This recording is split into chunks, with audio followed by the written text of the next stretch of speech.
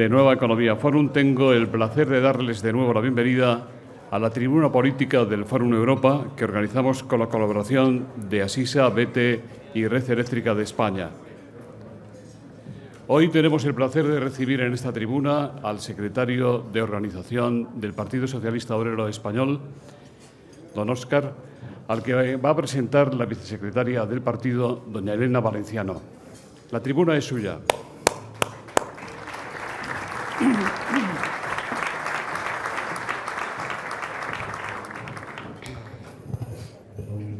Hola, buenos días a todos y a todas.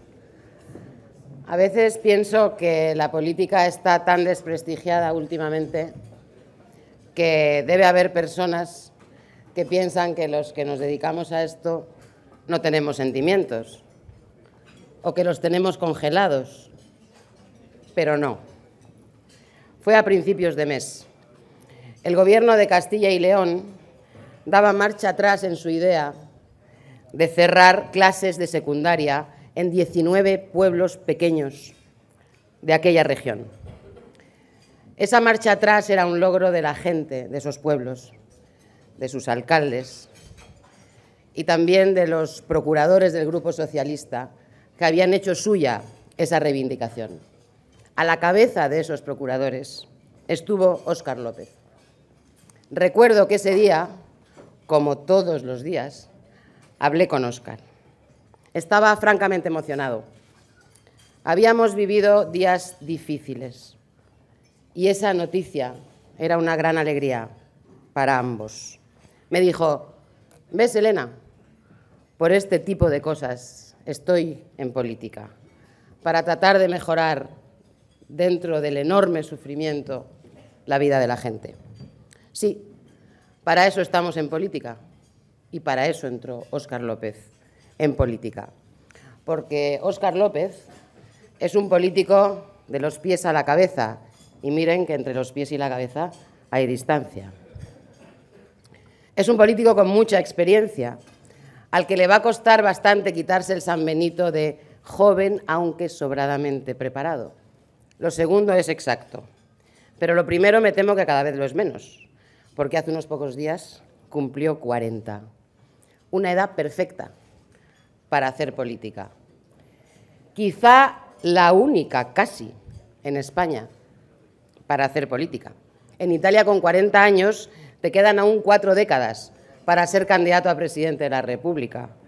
Pero aquí, enseguida, te declaran jubilable.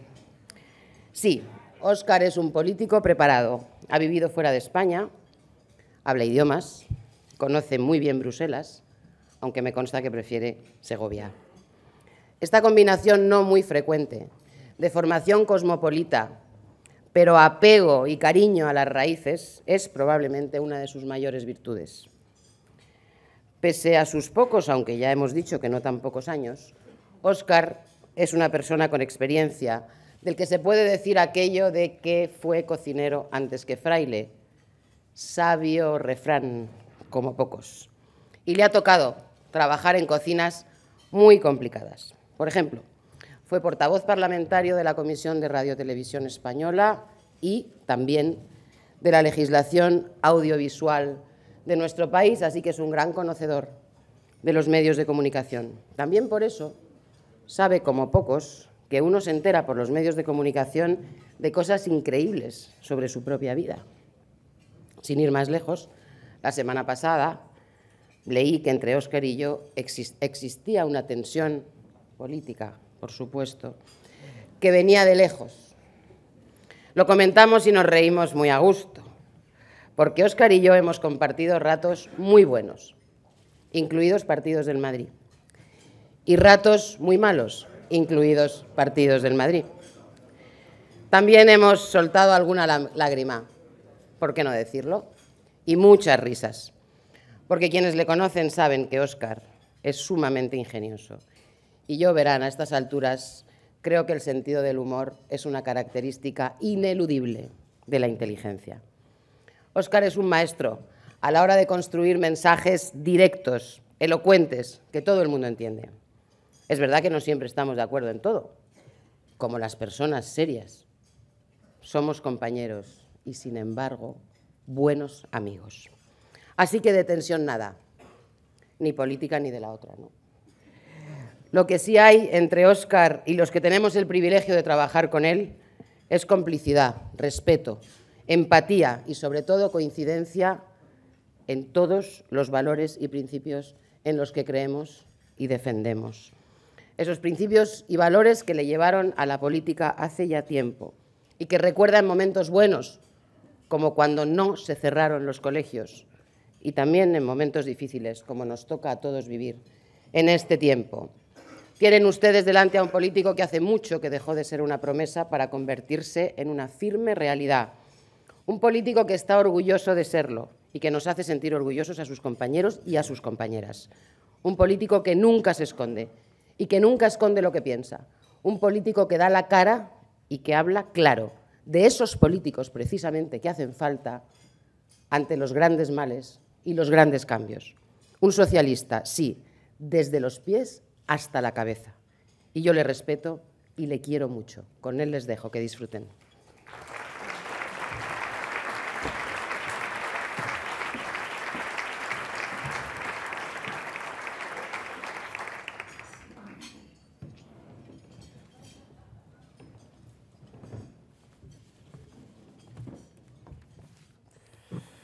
Muy buenos días a todos y todas.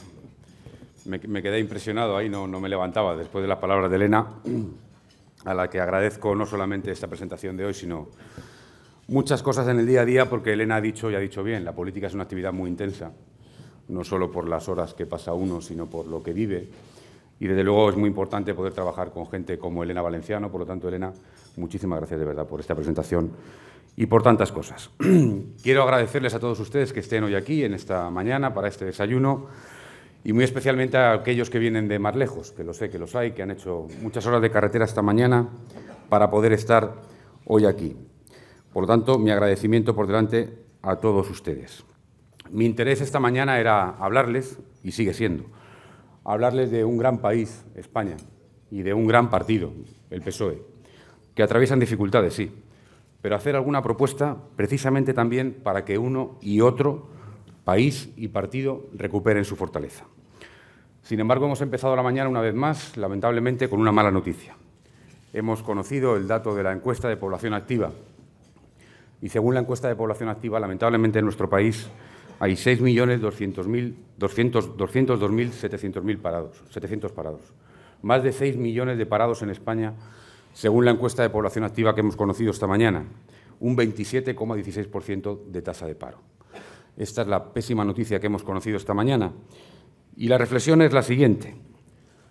¿Qué tiene que pasar en este país? ¿A qué cifra hay que llegar en este país una vez que sabemos que hay 6 millones de parados, más de 6 millones en este país, para que el Gobierno retire su reforma laboral?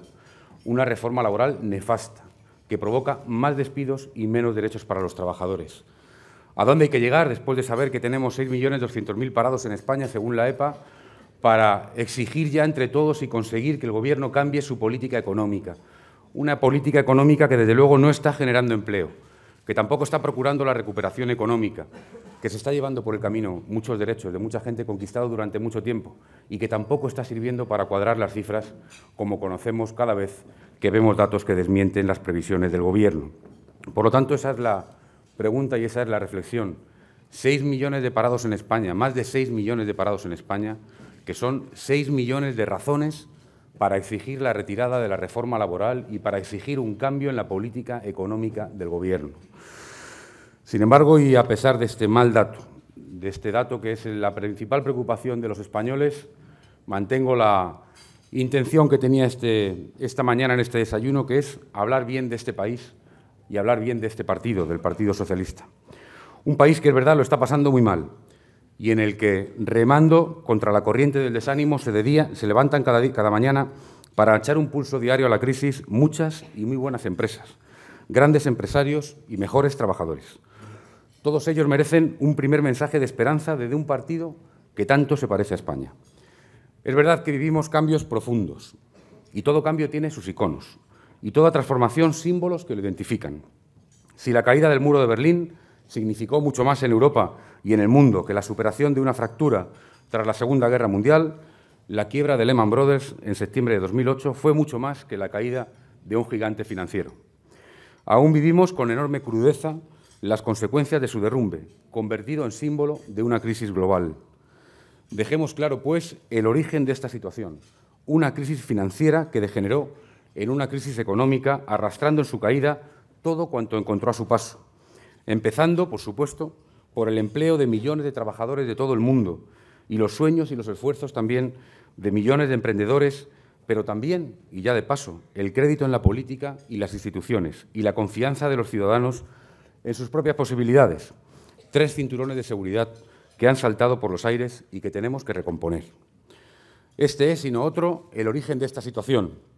Pero también es verdad que ciertos usos políticos estuvieron en el origen de la crisis, porque hubo decisiones políticas que permitieron la desregulación del mercado financiero y la consiguiente burbuja inmobiliaria. No fue la política, sino una pésima política neoliberal, perfectamente identificable con nombres y apellidos, que equipara ciudadanos y cuentas de resultados. Una de las grandes frases de comienzos de esta crisis fue aquella que pronunció Nicolás Sarkozy sobre la necesaria refundación del capitalismo. Ha pasado mucho tiempo desde aquella frase y el capitalismo, por supuesto, sigue ahí, mientras que lo que se pone en cuestión es la refundación de las democracias. El Partido Socialista, por supuesto, cree en una economía social de mercado, una economía capaz de producir bienes y servicios competitivos y generar empleo y riqueza. Y la mayor amenaza a esta economía es precisamente el crecimiento hipertrofiado de una economía financiera, el crecimiento que viene de lejos y que la socialdemocracia todavía hoy no ha sido capaz de controlar. Los mercados financieros son necesarios, sí, pero no pueden olvidar su verdadero papel en el sistema, que no es otro que el de poner en contacto las necesidades de inversión con la oferta de ahorro. No podemos dejar que la ingeniería financiera crezca más rápido que la regulación de los poderes públicos.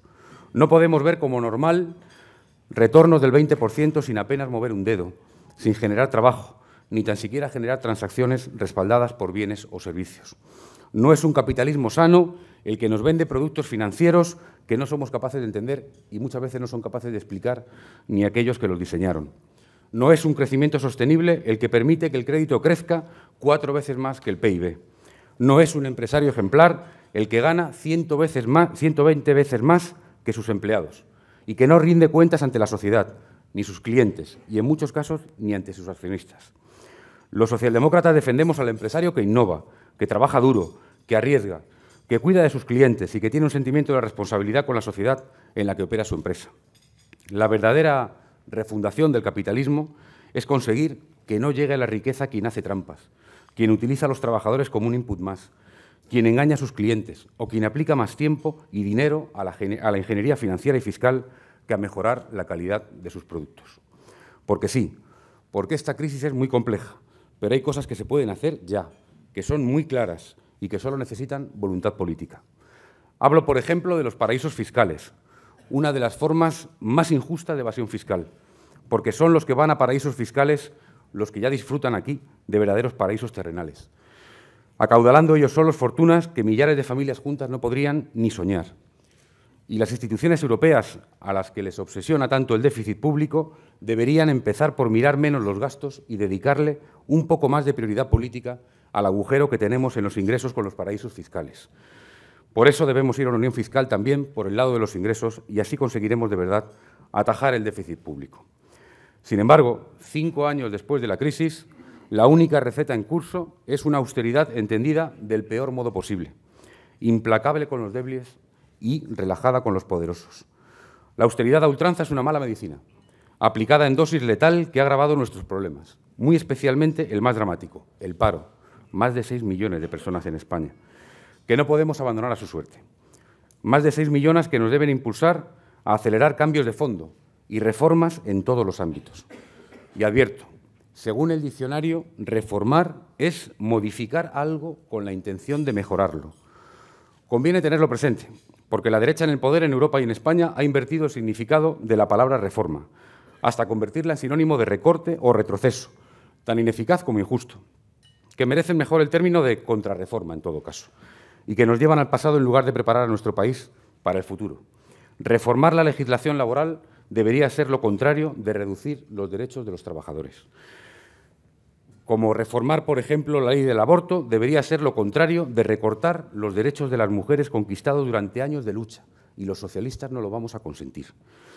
Lejos de emprender los cambios necesarios, la derecha ha preferido instalar una gran mentira, con tintes de fatalismo que siembra pesimismo en todo lo que toca.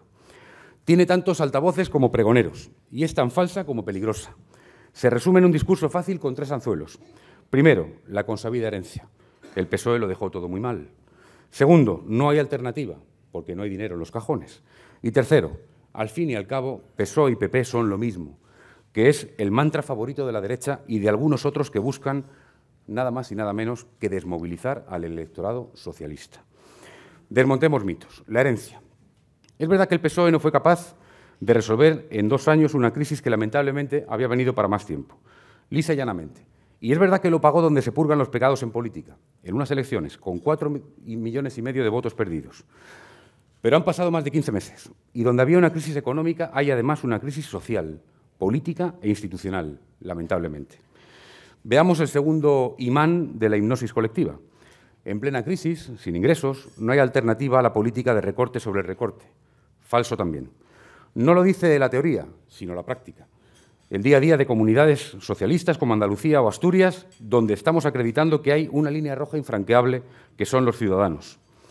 No podemos dar por bueno que el objetivo principal de toda una sociedad sea el control del déficit. Antes hay otras cosas, empezando por el empleo y siguiendo por el bienestar de los ciudadanos. Pero aunque fuera así, la receta tampoco sería la de la austeridad ultra. Porque a base solo de recortar gastos tampoco conseguiremos equilibrar las cuentas, como todo el mundo sabe, desde cualquier ciudadano en su vida cotidiana hasta el mayor empresario de este país. Y como están demostrando una y otra vez las grandes cifras de este país que desmienten, como digo, una y otra vez las previsiones del Gobierno. Si la austeridad no se conjuga con los ingresos, con el crecimiento, tampoco se consigue el objetivo del equilibrio y se paga un precio muy alto en términos sociales.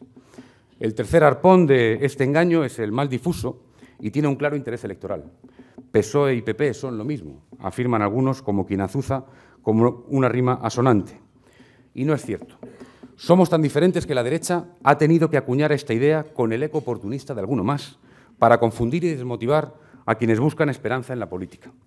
Durante años, la derecha de nuestro país emprendió un supuesto viaje al centro para camuflar su identidad, tan alejada de la mayoría social, pero ahora tiene un instrumento más eficaz para desmovilizar al electorado progresista. En un país de mayoría progresista como el nuestro, la derecha intentó primero el camuflaje, luego trató de cambiar el eje izquierda-derecha por otro entre los supuestos defensores y los detractores de la idea de España, y ahora utiliza el de la equiparación entre el PSOE y el PP para desmovilizar a dicha mayoría progresista. Pero no somos lo mismo. Basta recordar el origen y recorrido de nuestras respectivas siglas para saberlo. Basta con ver hoy en la calle las mareas que defienden lo que construimos entre todos, pero con leyes socialistas, como la sanidad y la educación públicas. Los socialistas establecimos educación para la ciudadanía y la derecha la retira, lo que le ha valido un tirón de orejas del Consejo de Estado. Los socialistas hicimos las 2 leyes del aborto en este país y la derecha quiere legislar con los obispos para recortar los derechos de las mujeres. Los socialistas pusimos impuestos a la banca en las comunidades que gobernábamos y la derecha introdujo un impuesto de tipo 0 a nivel nacional para impedir ese impuesto en las comunidades autónomas. Los socialistas levantamos la sanidad pública de este país y la derecha la está privatizando. En fin, la herencia, lo inevitable y la falsa equiparación, ese triángulo de reproches se levanta, además, sobre un clima de deterioro absoluto de la política y los políticos. La crisis mantiene al país entero sin confianza en las instituciones, que tienen la responsabilidad de apagar el incendio, y sin fe en los políticos, muchas veces más considerados pirómanos que bomberos para la mayoría de españoles, que nos consideran hoy el tercer gran problema de nuestro país, reeditando un fenómeno que no es nuevo, porque el desafecto y la crisis se han dado siempre la mano. Datos muy similares a los que vemos hoy en el CIS los veíamos en 1995, aunque de forma puntual y no tan continuada y estable como ahora. Desde luego es un problema parecer un problema, y mucho más si se está convencido de que solo la política devolverá a la política el lugar que merece.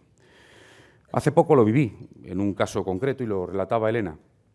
Hace poco vi cómo muchos ciudadanos se desplazaban de sus pueblos, de pequeños pueblos, de todos los rincones de la geografía de Castilla y León, a ver un pleno de las Cortes de Castilla y León.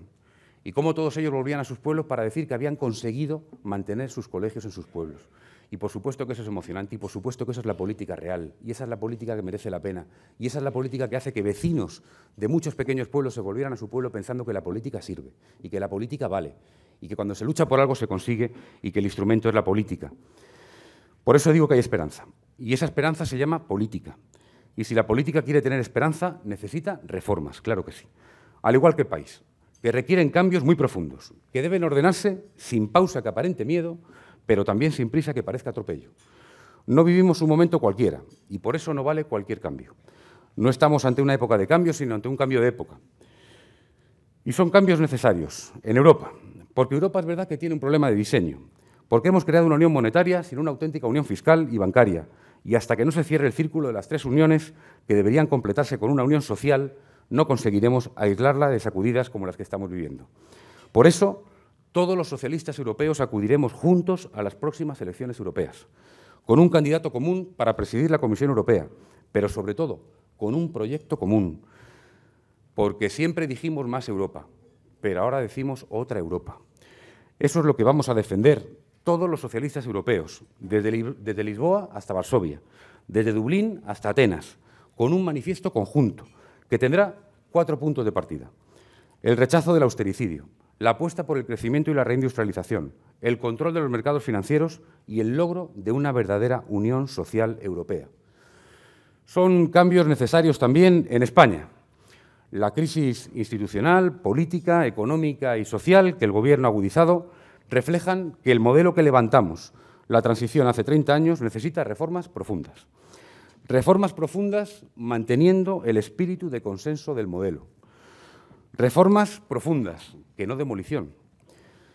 Los socialistas nos situamos entre los inmovilistas y los rupturistas.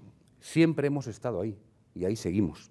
Si algo representa el PSOE en España, ese algo es cambio, reforma, progreso. Esas reformas ahora, además, son absolutamente interdependientes. No mejorará nuestra economía si no emprendemos reformas institucionales.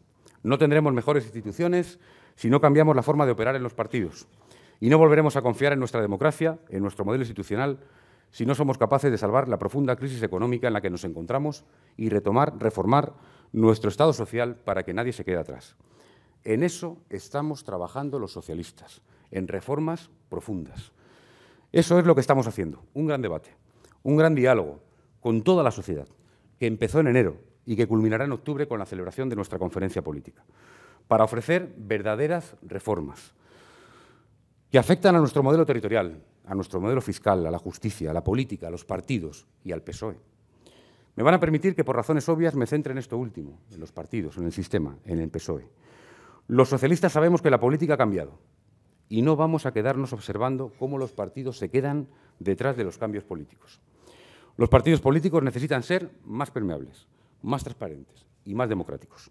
De ahí que hayamos propuesto nuevas y serias medidas contra la corrupción. De ahí que propongamos la prohibición de las donaciones de empresas a los partidos y una financiación pública suficiente, transparente y evaluable. Sabiendo que cuando el Partido Socialista Obrero Español es pionero en estas reformas, consigue que los cambios se acaben aplicando al resto de partidos. Por eso siempre aplicamos dentro del PSOE primero lo que queremos que ocurra fuera. Fuimos el primer partido en España en regular la igualdad entre hombres y mujeres, garantizando un mínimo del 40% en nuestras candidaturas. Y luego, desde el Gobierno, aprobamos una ley que obligó al resto de partidos a tener listas paritarias. Fuimos el primer partido en España en aplicar un sistema de primarias y seremos el primer partido en España en aplicar un sistema de primarias abiertas, donde todos los progresistas de este país puedan participar, junto con todos los militantes del PSOE, en la elección del próximo candidato a la presidencia del Gobierno. Y más aún, abriendo una reflexión, es evidente que si quienes no militan en el PSOE pueden elegir al candidato del PSOE, quienes sí militan en el PSOE tendrán que poder elegir directamente a su próximo secretario general. Eso es algo que debemos discutir donde debemos discutir, por quien lo tiene que discutir. Los militantes del PSOE siempre han tenido un voto, pero en el futuro tendrán que poder tener un voto directo para elegir a su secretario general. Por eso la Ejecutiva Federal del PSOE defenderá este principio donde corresponde. Un principio que hoy no es posible, en base a las normas del partido, pero que se puede hacer posible si se cambian las normas del partido por quien la tiene que cambiar, donde la tiene que cambiar. Y para eso tenemos una conferencia política que va a discutir de estos cambios. Y para eso existe un comité federal del Partido Socialista, que es quien conoce los reglamentos del partido. Porque es ahí, porque ni la dirección federal del PSOE ni ninguna dirección regional del PSOE puede cambiar las normas de este partido. Todo lo contrario, a la dirección del PSOE le corresponde aplicar y aplicará las normas de este partido. Pero también le corresponde debatir y discutir donde corresponde cambios para mejorar la democracia interna. Y, por lo tanto, insisto, la dirección del PSOE defenderá donde corresponde, que es en el Comité Federal y en la próxima conferencia política, hacer posible ese principio para el futuro, para que los futuros secretarios generales del Partido Socialista sean elegidos, por supuesto que sí, con el voto directo de todos los militantes. Eso significa abrir un partido, eso es aumentar la participación, eso es ser permeable y ser más democrático. Y de la misma manera que lo hicimos con la igualdad, lo haremos con la democracia en los partidos. Lo haremos primero en el PSOE, pero promoveremos luego los cambios legislativos para que esto sea así en el resto de partidos. Termino como comencé. España es un gran país y el PSOE es un gran partido. España es un gran país, un país que en los últimos 35 años ha experimentado una transformación en lo económico, en lo social, en la formación de su población, en sus infraestructuras, como no había conocido antes en ninguna otra etapa de su existencia. Un país de más de 500.000 kilómetros cuadrados en el suroeste de Europa, con más de 3.100 kilómetros de costa, solo en territorio peninsular, al que habría que añadir las islas, con lo cual serían 6.200 kilómetros de costa. Un país con más de 47 millones de habitantes, con una esperanza de vida de 78,6 años entre los varones y 84,9 entre las mujeres, signo de la calidad de vida de un país que nos debe enorgullecer. En España hay 223.484 médicos colegiados, 262.915 enfermeros y 64.203 farmacéuticos. En España hoy se están formando casi 8 millones de alumnos en enseñanzas no universitarias cada año. Y cada año nuestras universidades cursan estudios 1.400.000 alumnos. Para que esto sea posible disponemos de 18.381 centros públicos de educación en sus diferentes etapas y contamos con 496.800 profesores en la enseñanza pública, de los cuales 123.000 son profesores universitarios. El uso del ordenador en nuestro país es prácticamente universal entre los menores, el 95,6%, y el 87,1% de los jóvenes utiliza Internet. El español lo hablan en todo el planeta 525 millones, más de 525 millones de personas, y es la segunda lengua más usada en el entorno de Internet y las redes sociales. El aeropuerto de Barajas es el cuarto aeropuerto europeo con más tráfico de viajeros y tenemos 4 puertos españoles entre los 100 mayores del mundo. Nuestro tráfico portuario está por encima de los 400 millones de atraques anuales. Disponemos de más de 681.000 kilómetros de carreteras, de los cuales más de 13.800 son vías rápidas, y a eso hay que sumarle otros 15.288 de vías férreas. La nuestra es la 12ª economía del mundo. Somos el segundo país de la Unión Europea por superficie agrícola utilizada, solo por detrás de Francia, y el segundo país de la Unión Europea en producción pesquera. Nuestro país dispone de una potencia energética espectacular en relación con otros países. España es un país líder en investigación y desarrollo de energías renovables. Contamos con alrededor de 1.284.000 plazas hoteleras. Somos el segundo país productor y exportador de automóviles en Europa y tenemos un parque de vehículos superior a 31 millones. Y nuestra industria genera una cifra de negocios de 520.000 millones de euros. España es un gran país y el PSOE es un gran partido, que tienen por delante retos. Y la política no es la enfermedad, es el remedio. Frente a la tecnocracia, la plutocracia, la arrogancia de los mercados y el clima de sospecha generalizada y descreimiento que abona la corrupción, es el tiempo de la política y de los ciudadanos. Somos políticos, no activistas. Somos un partido, no una plataforma ciudadana. Tenemos una larga historia de la que estar orgullosos y tenemos principios que no se mueven a golpe de tuit. El PSOE debe recorrer el camino que le corresponde guiado por sus valores y por su compromiso. Sin adanismos, sin individualismos. Ni somos los primeros ni estamos solos. Si algo es un partido, es un equipo. Un equipo que puede llevar a cabo transformaciones sociales poderosas. Eso es lo que mejor sabemos hacer en el Partido Socialista. El Partido Socialista demostró que se podía universalizar la sanidad y la educación. El Partido Socialista demostró que en una democracia joven como la nuestra se podía entrar en Europa. El Partido Socialista demostró que podíamos consolidar la democracia. Los socialistas demostramos que España podía ser vanguardia en derechos civiles. Demostramos que todos los territorios de España, independientemente de su territorio económico, de su desarrollo económico, podían contar con los servicios más avanzados del Estado del Bienestar. Demostramos que se podía salir de una guerra absurda e injusta. Incluso demostramos que con la ayuda de toda la sociedad española se podía acabar con la lacra del terrorismo. Todos estos retos de enorme dificultad se lograron llevar a cabo gracias a la política. Y quiero decirlo claramente, quiero recordar que los mejores logros de nuestra democracia no habrían sido posibles sin cientos de miles de personas que decidieron comprometerse con la política a través del Partido Socialista Obrero Español. Porque el Partido Socialista, como he dicho, es un gran partido, con más de 130 años de historia, el que más tiempo ha gobernado en democracia en España, el único que ha gobernado todas las comunidades autónomas y la inmensa mayoría de ayuntamientos, con cientos de miles de militantes y millones de simpatizantes y votantes, y con más de 4.000 agrupaciones locales repartidas por todo el territorio nacional. Por eso, frente a visiones apocalípticas sobre el destino de nuestro país y del PSOE, confío plenamente en la fuerza de ambos, para que consigamos de nuevo aglutinar la ambición colectiva de hacer, como hace 30 años, que España funcione. Ese será de nuevo nuestro afán. Vamos a hacerlo y vamos a hacerlo bien, porque el PSOE es el cambio. Entre el continuismo inmovilista de quienes miran para otro lado y la intención de dinamitarlo todo de quienes solo se miran a sí mismos, hay una vía intermedia para reformar mejor lo construido, sin reducirlo a un solar, que haya que edificar de nuevo sin planos ni arquitectos. Hay mucho futuro en juego y mucha gente que lo necesita, demasiada como para pensar solo con el corazón o solo con la cabeza. Sabemos, podemos y queremos usar ambas cosas para dar a los ciudadanos una respuesta a la altura de sus exigencias. Muchas gracias.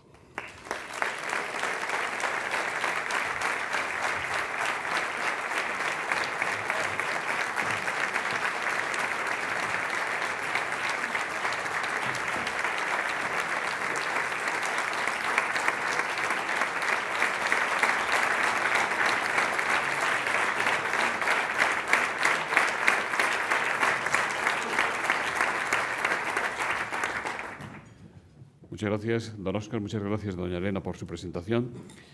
Empezamos por las preguntas. Usted, en su intervención, ha dado una importante noticia, la elección directa del secretario general por los militantes del partido. ¿Verdad que son conscientes ustedes de que el voto directo es un tema controvertido en el socialismo clásico? ¿Puede darnos algún detalle más, el calendario, por ejemplo? ¿No temen ustedes que el número de candidatos sea demasiado grande y se fragmente excesivamente el voto? ¿Qué mayoría sería suficiente? Y también le preguntan si esta elección directa no es una maniobra hábil para eludir las primarias que tantos piden que se celebren ya en el partido. Empezando por el final, obviamente no, porque el Partido Socialista tendrá que elegir primero un candidato y posteriormente elegirá una nueva dirección. Por lo tanto, no puede ser una maniobra de distracción en relación con eso, obviamente, aunque solo sea desde el punto de vista del calendario. Se decía que hay una polémica. No hay una polémica, hay un debate. Y las normas del partido son muy importantes. Y la democracia se basa en normas. Y la dirección tiene la obligación de hacer cumplir las normas. Para eso está la dirección. Y ninguna dirección puede cambiar las normas del partido. Ninguna dirección. Ninguna dirección regional y, por supuesto, tampoco la dirección nacional del partido. No puede cambiar las normas. Pero sí puede auspiciar un debate, y en este caso lo tenemos abierto. Por lo tanto, hay una gran oportunidad para ese debate, que es la conferencia política del Partido Socialista, que, por supuesto, debatirá sobre reformas, como he explicado, no solo reformas de país, sino también reformas de partido. Y, por lo tanto, ese es el ámbito, la conferencia política. Y un órgano, el Comité Federal, que es el máximo órgano del partido entre congresos. Y, por lo tanto, ahí es donde podemos tener esa discusión. Pero, insisto, ninguna dirección puede modificar los reglamentos ni la normativa de este partido, tampoco la dirección federal. La dirección federal está para aplicar la norma, pero también para saber que ese debate existe y para saber que esta dirección es claramente reformista y claramente innovadora y está por el cambio y por los cambios. Y por eso va a auspiciar ese debate y va a fomentar ese debate donde corresponde. Porque es verdad, como he dicho, y acabo, que en un partido que va a permitir a quien no milita que elija su candidato, tenemos que explorar la vía para que quien sí milita pueda elegir directamente al líder del partido. ¿El calendario nos lo puede adelantar? Pues mire usted, el calendario lo establecen distintas leyes, ¿no? Tenemos elecciones al Parlamento Europeo en el mes de junio, tenemos elecciones municipales y autonómicas en algunas comunidades autónomas en mayo de 2015, el último domingo, según la ley, y las elecciones generales en principio fueron en noviembre. Ahí está el calendario. Es decir, que tiene que ser antes de las elecciones europeas. ¿El qué? La elección por voto directo del secretario general. No vamos a liar, vamos a dejarlo ahí. Elecciones al Parlamento Europeo, elecciones municipales autonómicas, elecciones generales. Muchas gracias. Fernando Jáuregui, de diariocrítico.com, dice: ¿cuándo concretará el Partido Socialista artículo por artículo su propuesta de reforma constitucional? ¿Cuándo la articulación específica del proyecto federalista? ¿Cuántas y cuáles normas de la Constitución deberían cambiarse, en su opinión? Bueno, sabe usted que saben todos que hemos hecho, el secretario general del partido y el Partido Socialista ha hecho una propuesta de reforma de la Constitución que tiene varios objetivos. Uno de ellos, muy importante, es blindar el estado del bienestar en este país. Pero otro, no menos importante, es reformular nuestro modelo territorial frente a esa tensión que repasaba en el discurso, ¿no? Frente al inmovilismo y frente a quien está en la ruptura absoluta. El Partido Socialista está donde ha estado siempre, que es en el lado de la reforma. Y, por lo tanto, saben ustedes que defendemos una España, un modelo autonómico, pero queremos hacer reformas que sirvan para precisamente fortalecer, modernizar ese modelo en un sentido federal, decimos. Y federal significa unir, quiero recordar. Y federal significa clarificar competencias y significa compartir un modelo de financiación, que no tengamos que revisar con tensiones cada 5 años, significa muchas cosas. Por lo tanto, vamos a discutir todo eso y es verdad que hay también un calendario y un marco para ello. Y es verdad que dentro de eso la reforma territorial, el modelo territorial del país ocupa un lugar muy especial y eso lo queremos acordar donde siempre lo ha acordado este partido, que es en el Consejo Territorial del PSOE, que se celebrará en junio y será donde pongamos en valor un modelo territorial. Ya hay un precedente. Todo el mundo sabe que el PSOE celebró un Consejo Territorial hace años, conocido al menos por los periodistas, como el Consejo de Santillana, donde el PSOE puso encima de la mesa su modelo territorial. Y en estos momentos hay una propuesta encima de la mesa que vamos a discutir, que ha puesto encima de la mesa la Ejecutiva Federal, con un grupo de trabajo que coordina el presidente del partido, Pepe Griñán, y el presidente del Consejo Territorial del partido, que es Javier Fernández, presidente de Asturias, y por lo tanto está también aquí el responsable de Política Autonómica, Antonio Hernando, el responsable de la materia, y Ramón Jáuregui, que es el ponente. Ramón, no le veía, está ahí, se ha escondido detrás de Cristina. Y Ramón, que coordina no solo eso, sino todo el proyecto de reforma del que he hablado. Y, por lo tanto, el escenario es que en el mes de junio pueda haber un Consejo Territorial que acuerde ese modelo territorial. Disculpe, Paula de las Heras, de Colpisa, pide que volvamos al tema de la elección del secretario general en primarias, que dice que fue discutida en los debates del Congreso de Sevilla y que ustedes decidieron no aprobarla, dice Paula de las Heras. Y le pregunta qué hace ahora bueno lo que antes consideraban malo. Pues eso, cuando se dice decidimos, se refiere evidentemente a los militantes del PSOE, decidieron, porque fueron quienes votaron en un congreso. Por lo tanto, eso es así. Pero es verdad que un partido político es una organización que tiene normas, pero también es una organización política, que tiene que ser sensible, que tiene que escuchar y que tiene que saber que hay cambios que promover. Dicho de otra forma, la pregunta de por qué hacer esto ahora y antes no, vale para cualquier reforma que se haya aplicado siempre desde cualquier partido y cualquier gobierno. Por lo tanto, ese debate está ahí, la Ejecutiva lo va a afrontar. Y es más, la Ejecutiva es partidaria de que los futuros secretarios generales del PSOE se puedan elegir con el voto directo de los militantes. Carolina Álvarez y Jesús Úbeda le preguntan sobre escraches y acoso al Congreso. ¿No hay una cierta complicidad culposa y peligrosa en el mirar hacia otro lado de los jueces que se pasan unos a otros para eludirse, hacerse cargo del caso de los escraches y protestas, mientras el PSOE y otros partidos de izquierda ven estas manifestaciones con una cierta complacencia, incluso con participación activa más o menos disimulada? ¿Qué teme que pueda ocurrir esta tarde en el acoso al Congreso y cuál es su opinión sobre el falso striptease de un diputado de Compromís ayer en la tribuna del hemiciclo? No me merece ningún comentario. En relación a la primera pregunta, es decir que lo que me preocuparía sería que la política estuviera sorda y fuera insensible a la reclamación de muchos ciudadanos que lo están pasando verdaderamente mal. Y me preocupa también las declaraciones de algunos dirigentes, como las que hizo la señora Cospedal, equiparando estas manifestaciones, estas expresiones de algunos ciudadanos con el nazismo. Me parece que son intolerables. Y me preocupa también la tentación que tienen algunos siempre de hacer derivar las manifestaciones, las expresiones de descontento o de queja que puedan tener algunos ciudadanos hacia cuestiones de orden público. Me explico. Recuerdo hace no mucho tiempo una movilización de los mineros de de León, de Asturias, de todo el país, yendo hacia Madrid. Y recuerdo bien todos los cebos y todas las provocaciones que se les puso para que se convirtiera en un problema de orden público y no se hablara del problema, que era que alguien había condenado el futuro del carbón en este país. Pero afortunadamente los mineros dieron un ejemplo de comportamiento democrático y de manifestación democrática. Por lo tanto, es verdad que, como me acuerdo un ejemplo que me explicaban siempre en la facultad en Derecho, que era aquello de que vivimos, que el derecho es como una mesa de billar, donde las bolas se mueven libremente hasta que chocan con otro. Es verdad que la libertad de cada uno acaba donde empieza la de los demás y, por lo tanto, cualquier expresión, cualquier demostración tiene que ser siempre, por supuesto, por la vía pacífica y respetando las leyes, por supuesto que sí, pero escuchando siempre lo que la gente tiene que decir. Y la gente tiene muchas cosas que decir ahora.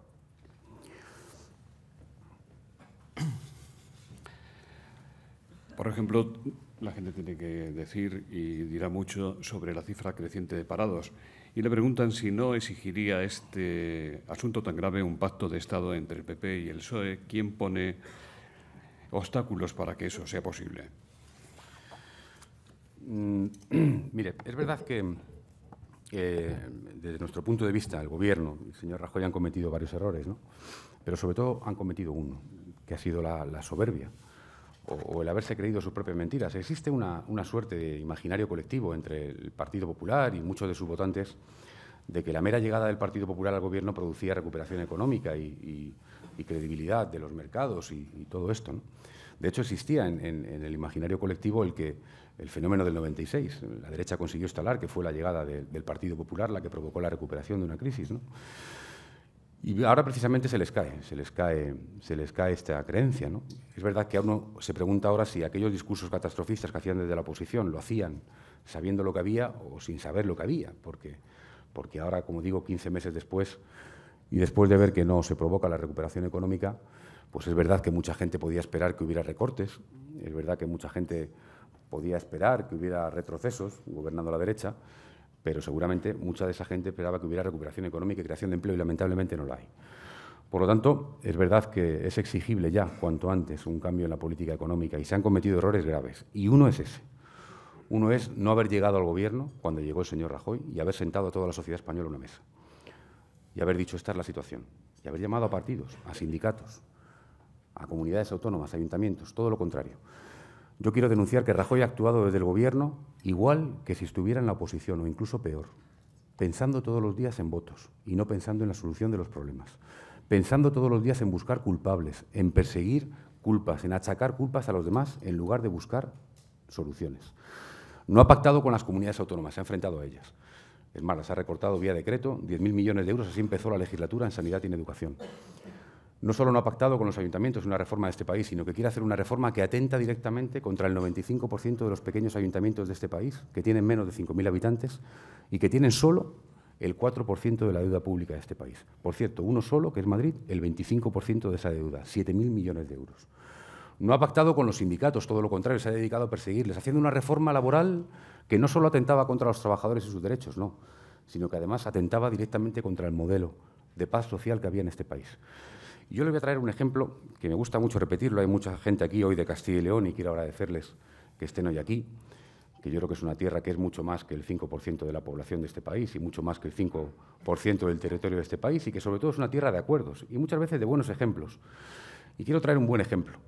Antes puse en valor el sector del automóvil de este país, que es algo que poca gente conoce, que supone que seamos el segundo país productor de automóviles. Un sector al que desde luego habría que proteger siempre porque no solamente emplea mano de obra directa, más de 500.000 de trabajadores, sino mano de obra indirecta, mucha, y mantenimiento, y talleres, e investigación, y desarrollo, mucha mano de obra intensiva. Por cierto, con buenas condiciones antes, ahora ya peores, laborales. Y recuerdo que hace poco tuvimos un debate sobre el sector industrial del automóvil en nuestro país y que hubo acuerdos con el Gobierno socialista de Zapatero. Eso también es herencia del Gobierno Zapatero, haber salvado toda la industria del automóvil en este país. Somos el segundo país productor de automóviles de Europa, a pesar de que ninguna marca es española, pero están todas aquí. Desde la Citroën en Vigo hasta la Renault en Valladolid, la Nissan en Ávila, Iveco también en Valladolid, la Ford en Valencia, Volkswagen, si no recuerdo mal, en Navarra, en Cataluña tenemos también la Audi y lo que era SEAT. Tenemos España plagada de factorías de automóviles, que es una bendición para este país porque genera empleo. Y recuerdo bien que hubo un debate y estuvieron a punto de irse de este país, algunas de ellas, a punto. Más, yo recuerdo haberme movilizado con los ciudadanos por las calles de Valladolid porque se iba Renault. Y yo sé lo que significaba para Valladolid y para Castilla y León y para Palencia. Está aquí Julio Villarrubia, lo que hubiera significado el cierre de Renault en Palencia. Y recuerdo bien que se quedaron y que hubo un acuerdo con el Gobierno de España para poder ayudar al sector del automóvil, pero nunca olvidaré lo que me dijo y lo que dijo en público, y por eso lo puedo citar, el presidente de Renault España, francés era, Jean-Pierre Logan, y dijo: me he quedado en España precisamente por la altitud de mira de los sindicatos españoles, por cómo han negociado los sindicatos de este país y por lo que han hecho para hacer que el futuro de la factoría sea viable en España. Lo digo porque este Gobierno se ha dedicado a lo contrario, a hablar mal de todo el mundo, de los sindicatos, de los partidos, de la oposición, de la herencia. Este Gobierno se ha dedicado a recorrer Europa diciendo que no teníamos un problema de una dimensión X, sino multiplicado por N. A decir que la herencia era peor de lo que pensaban, a decir que las comunidades autónomas tenían más déficit del que ellos creían, por cierto, sus comunidades autónomas, a hablar mal permanentemente de este país. A mí me pareció indecente que quien hoy es ministro de Hacienda dijera aquello de que caiga España, que ya le levantará el PP, y lo dijo en 2010. Pero me parece casi peor que desde el Gobierno sigan haciendo lo mismo, que es todos los días electoralismo y no haber buscado acuerdos en este país.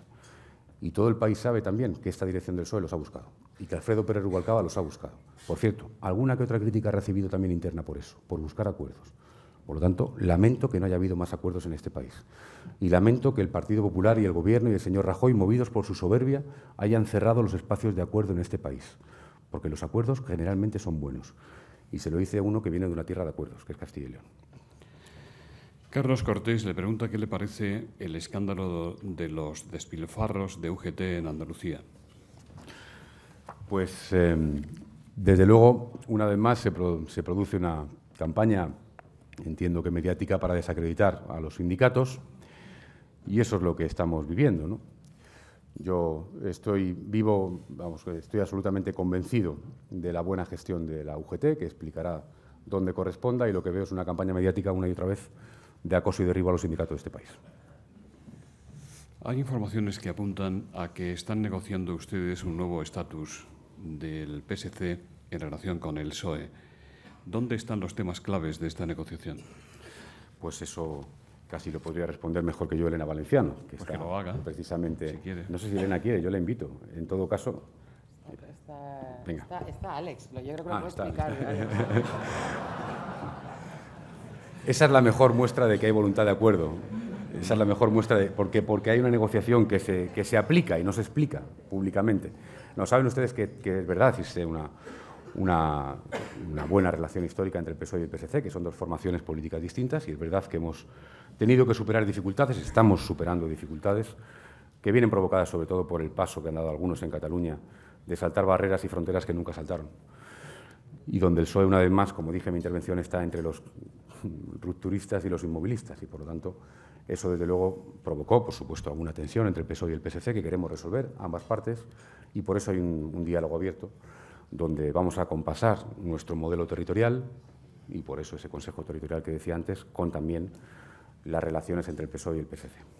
Han hecho ustedes así un dribbling, han pasado a la banda. Constantino González dice, ¿a quién no sacaría? Que no haga símiles futbolísticas esta mañana. Bueno, no, pues fíjese lo que le pregunta Constantino González. ¿A quién no sacaría o no sacaría usted en el partido del martes del Real Madrid contra el Borussia, en el Bernabéu? ¿Va a ganar Alemania a España también en fútbol? ¿Serán capaces el PSOE y el Madrid de hacer una remontada tan espectacular?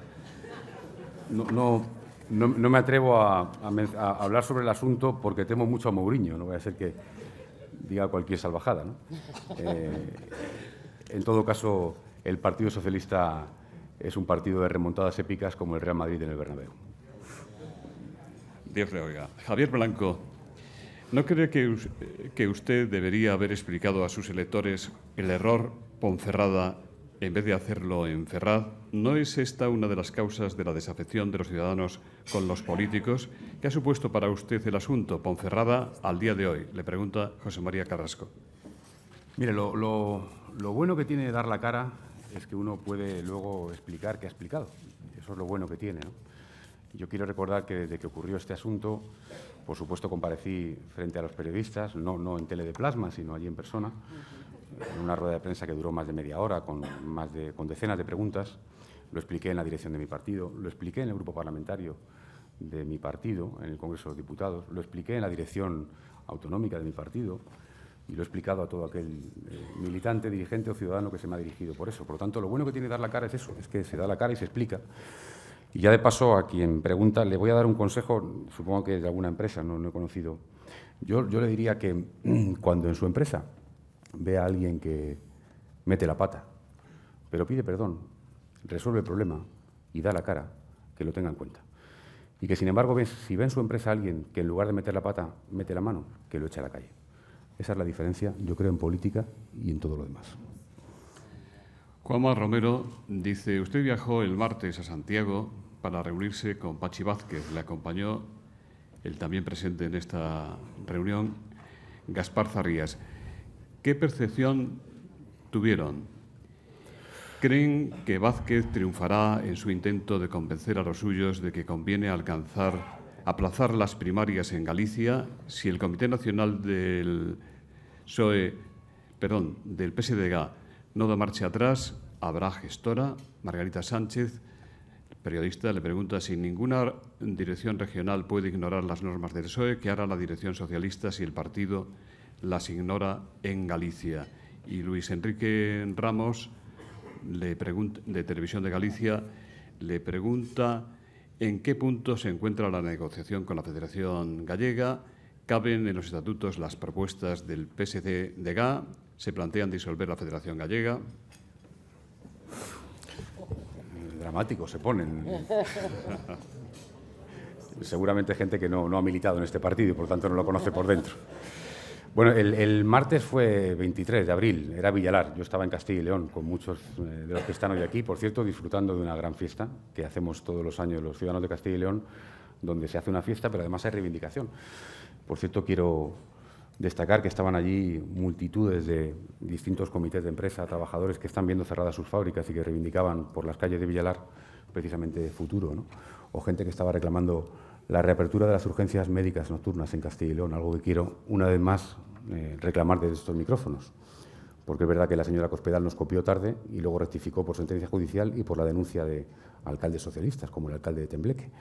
Pero en Castilla y León quiero informarles que todavía no han rectificado y que desde el 1 de octubre hay gente que sigue encerrada todas las noches y van más de 180 noches, todas las noches encerradas en sus ambulatorios para que el médico no se vaya por las noches. Y son gente que vive en pequeños pueblos de la montaña, que tiene desplazamientos de más de una hora, muchas veces por carreteras nevadas o con niebla, para atender una urgencia médica. Por lo tanto, quiero desde aquí aprovechar una vez más para exigir que el Gobierno de Castilla y León rectifique esa medida injusta, que supone el ahorro de tan solo 1,5 millones de euros al año. Por lo tanto, quiero aprovechar la oportunidad, ya que hablamos del martes. Está bien, ¿verdad? Aprovechando el martes. Es verdad que tenemos una conversación permanente con la dirección del partido en Galicia y estamos absolutamente convencidos de que habrá una buena solución donde, por supuesto, es perfectamente compatible el que se cumplan, y se tienen que cumplir, y se van a cumplir, las normas de este partido, y el que, cara a futuro, o debatiéndolo quien le corresponde, donde se corresponda, se puedan explorar otras fórmulas. Usted se mueve por el campo mejor que Messi y que Ronaldo juntos. Pero mire, no paran, después del anuncio que usted ha hecho en su intervención sobre el voto directo, pues no pasan, no falta quien vuelva a preguntar una y otra vez, no sé lo que buscan, seguramente algún detalle. Francisco Medina del Plural.com, ¿se va a presentar usted a las primarias? ¿Por qué son incapaces ustedes de detener el continuo run-run sucesorio en su partido?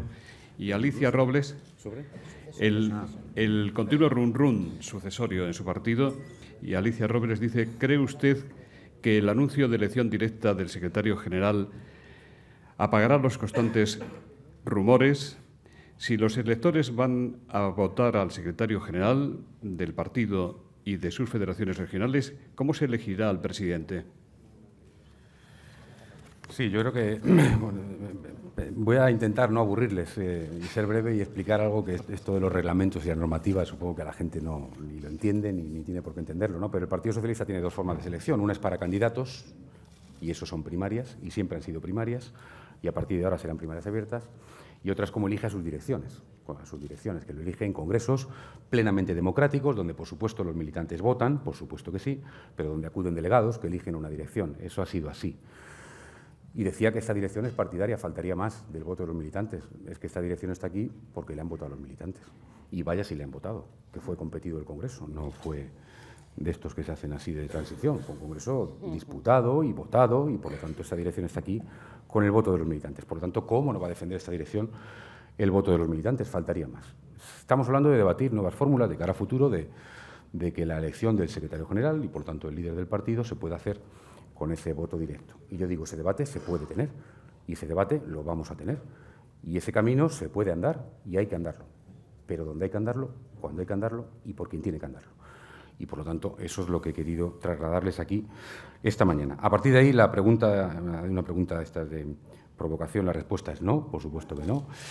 Y me preguntaba también sobre el run-run, por qué no se para el debate sucesorio. Yo le diría, en primer lugar, todos los que estamos aquí hay muchos periodistas y yo les conozco bien, incluso convivo con una, como bien saben, que estoy casado con una periodista. No creo que haya nada más que le guste en el mundo a un periodista que una quiniela. No hay nada más mediático ni que venda más que una quiniela, en cualquier aspecto, no solamente en la política, en cualquier otro, ¿no? Yo creo que a los periodistas les gustan más las quinielas que comer con los dedos, es evidente, ¿no? También le digo que ese debate, que muchas veces alimentan, por supuesto, dirigentes o militantes del partido, faltaría más, por supuesto que sí, ese debate que tenga esa intensidad y que tenga ese protagonismo y que ocupe portadas de periódicos cuando faltan casi 3 años para unas elecciones, me genera buenas sensaciones, en la medida en la que creo que algunos que dan por muerto al Partido Socialista da la impresión de que tanta expectativa para saber quién va a ser nuestro próximo candidato tiene que ver con que seguramente no estemos eligiendo al próximo candidato, sino al próximo presidente del Gobierno de España. Eso es más bien lo que yo creo. Antonio Álvarez dice, el Gobierno de Madrid sigue R que R en el propósito de privatizar hospitales, a pesar del recurso presentado por ustedes ante el Tribunal Constitucional. ¿Tiene algo que decir en relación con este tema? Sí, lo primero que quiero hacer es defender al Gobierno de Andalucía, porque la derecha repite como un mantra algo que es completamente injusto y además falso, que es decir que Andalucía también privatiza. No es verdad. Andalucía no ha privatizado nunca la sanidad pública, ni Andalucía ni ninguna comunidad autónoma hasta ahora. Es más, todo lo contrario. Andalucía tiene un sistema público de salud ejemplar. Y cuando lo ha querido extender, y si no me equivoco, y aquí está el portavoz que lo conoce bien, Pepe Olmos, cuando ha querido extender ese sistema público de salud al 100% de la población, ha tenido que llegar a un sistema de concierto del 3%, del 3%. Pero quiero recordar que concertar es lo contrario de privatizar. Quiere decir que una cosa es coger un hospital que es público, de gestión pública, con plantillas públicas, que es lo que está haciendo o pretende hacer el Gobierno de la Comunidad de Madrid, y privatizarlo, algo que no había ocurrido nunca en este país y que queremos impedir por ley, y que también pondremos en la modificación de la Constitución para que nunca más ningún gobierno tenga esa tentación. Y otra cosa es extender la sanidad pública de este país. Y eso es lo que ha hecho el Gobierno de Andalucía. Por cierto, con una sanidad pública ejemplar. Artur Mas admite que está negociando con Mariano Rajoy un nuevo sistema de financiación. Y le preguntan si el PSOE aceptaría un pacto bilateral y si es a cambio de rebajar la propuesta soberanista. Pues sabe usted que esto que también llena muchas portadas y es un debate muchas veces acalorado, es un debate cíclico en este país, porque cada 5 años, como digo, revisamos la financiación autonómica. Y es verdad que hay que conciliar muchos principios siempre y que cada comunidad autónoma tiene un hecho diferencial y que yo le digo, vengo de una que seguramente nunca ocupa portadas de periódicos, pero que le he dicho antes, teniendo solo el 5% de la población de este país, pues tenemos un territorio extensísimo, el más grande de España, tenemos una población muy envejecida que vive en pueblos pequeños, muy dispersa, rural, y algunos hemos defendido, los socialistas lo hacemos, y está en el Estatuto de Autonomía y en el modelo de financiación, que hay que tener en cuenta esos factores. Por aquí está Marcelino Iglesias, que también lo defendió siempre siendo presidente de Aragón y que fue clave en que el modelo tuviera en cuenta aquello, que hay comunidades, se lo digo de otra forma. Seguramente mucha gente piensa que financiar la sanidad pública madrileña tiene dificultades, y es verdad, porque ha llegado mucha población y porque hay que atender a mucha población nueva. Pero la sanidad pública en Castilla y León o en Aragón tiene otra dificultad, y es precisamente tener una población muy envejecida, que vive en poblaciones muy dispersas, en pequeños municipios. Por lo tanto, esos modelos de financiación tienen que tener en cuenta esas peculiaridades de cada territorio. Es inevitable que tengamos de nuevo un debate sobre el modelo de financiación, lo vamos a tener.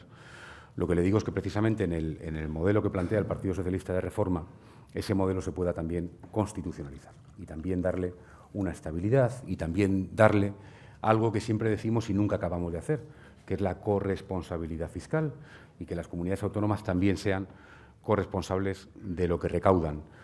Y dicho esto, me parece increíble que hace 8 años, lo digo por ciertas demagogias que se alimentan, ¿no? Hace 10 años ya, se había transferido la sanidad pública a las comunidades autónomas, y recuerdo un presidente socialista que se llamaba Ibarra, en Extremadura, que dijo, y los extremeños van a financiar mejor ellos su sanidad y su educación, y por eso pongo un impuesto a la banca. Y la derecha durante 10 años se ha dedicado a torpedear eso. Precisamente es un ejercicio de deslealtad fiscal con una comunidad que se quería corresponsabilizar en financiar sus servicios, como era el caso de Extremadura. Es justo el camino contrario al que tenemos que andar, que es el de la corresponsabilidad fiscal. Y el de saber que entre todos tenemos que tener un modelo donde se reparten los gastos, sí, pero también los ingresos. Nacho Foces, del norte de Castilla, dice: entre las reformas inminentes en su tierra, Castilla y León, está la municipal, la de ordenación del territorio. El presidente de Castilla y León, que salga de las urnas en 2015, tendrá que aplicarla. ¿Competirá usted por la presidencia de Castilla y León en 2015? ¿Qué va a hacer? ¿Negociará esa reforma ahora con el PP, con la Junta, o presentará alternativas propias en las próximas semanas? Jorge Losada, de Castilla y León Televisión, ¿le haría más ilusión ser presidente de la Junta de Castilla y León o ministro de un futuro gobierno socialista? Hablando de requiebros, está muy bien empezar en la ordenación del territorio para acabar preguntando por si seré candidato. No está mal, Nacho, es un buen requiebro también. Bueno, en relación a la candidatura que plantee el Partido Socialista en las próximas elecciones autonómicas, pues no hay nada dicho y está todo abierto, y, por supuesto, cuando corresponda decidiremos y decidirán, por supuesto, todos los militantes de este partido. O sea que no hay nada nuevo al respecto y falta mucho tiempo para eso. Lo que sí le puedo decir, y me preguntaban, me introducían la palabra ilusión, a mí lo que sí me hace mucha ilusión, casi más que nada, es ver un cambio político en Castilla y León. Porque yo un cambio político a nivel nacional ya lo he visto y quiero volver a verlo cuanto antes, pero no lo he visto nunca en Castilla y León. Vamos a celebrar, Julio, creo que son 30 años del primer gobierno socialista en Castilla y León, primero y único, de Demetrio Madrid, por cierto, ahora que se habla de la ética en política, ¿no? Una figura que nunca dejaré de reivindicar. Y, desde luego, quiero vivir esa experiencia, y mi partido sabe que yo daré todo lo que tengo dentro para que el PSOE vuelva a gobernar en Castilla y León. Y creo, además, que hay una buena oportunidad en las próximas elecciones. En Castilla y León, para quien no lo sepa, estamos debatiendo una nueva ordenación del territorio, que es una cuestión esencial en un territorio tan complicado. Y lo estamos haciendo en un momento muy malo porque se están recortando, como he dicho, centros médicos y centros de educación. Es un momento complicado donde la gente está sufriendo, y mucho más en el mundo rural, la dureza de los recortes, ¿no? Y además mezclado con una propuesta de reforma del mundo local a nivel nacional que es horrible y que atenta contra todos los pequeños ayuntamientos de este país y que les culpabiliza de una deuda de la que no son culpables. Como he dicho, el 4% de la deuda pública de este país. Reforma que, como bien sabe Gaspar Zarrías y los que estamos aquí, rechazamos de plano a nivel nacional, y le exigimos a Rajoy que empiece de nuevo, que la retire y que empiece de nuevo, ¿no? Eso se mezcla con el debate que existe en la comunidad, pero es verdad que esa ley ha llegado al Parlamento de Castilla y León y que la vamos a discutir y a debatir y a negociar. Faltaría más. Este partido nunca se ha negado a sentarse a una mesa, y tampoco se va a negar, evidentemente, y más con el calado que tiene esta ley, a negociar y a intentar buscar acuerdos con la Junta de Castilla y León, sabiendo que nos separan muchas cosas en el modelo que está dibujado ahora mismo. Muchas gracias. En nombre de los patrocinadores que hacen posible este Fórum Europa, don Luis Argüello, de BT, va a despedir el acto. Muchas gracias. Don Óscar, pues me ceden una vez más el honor de despedirlo. Me han cambiado el cartel a mitad de conferencia porque ponía Luis Álvarez, y yo en un primer momento pensé que, bueno, o se han confundido o estos señores están adaptándose al entorno, porque digamos que hay gente importante del Partido Socialista que gusta de llamar Zapatero a Rodríguez Zapatero y Rubalcaba a Pérez Rubalcaba, y pues no es de extrañar que Argüello Álvarez lo llamen Álvarez. Entonces, bueno, pero luego lo han corregido a toro pasado. En cualquier caso, con uno o con otro apellido, de los dos estoy yo muy orgulloso. Me toca agradecerle su presencia y la claridad con la que ha expuesto la mayor parte de las cosas, y la habilidad con la que ha despejado a córner alguna otra. Y en cuanto a estos despejes a córner, alguna cosa nos ha dejado para el partido de vuelta. Era la pregunta sobre la concreción de la organización territorial del Estado, pero no sé si con eso le hace un favor a dos compañeros suyos que están aquí dentro de poco y que les va a tocar jugar ese partido, que son los señores Chávez y Jauregui. Ahora eso quedan ustedes emplazados a conocer el resultado final de la eliminatoria. Muchas gracias.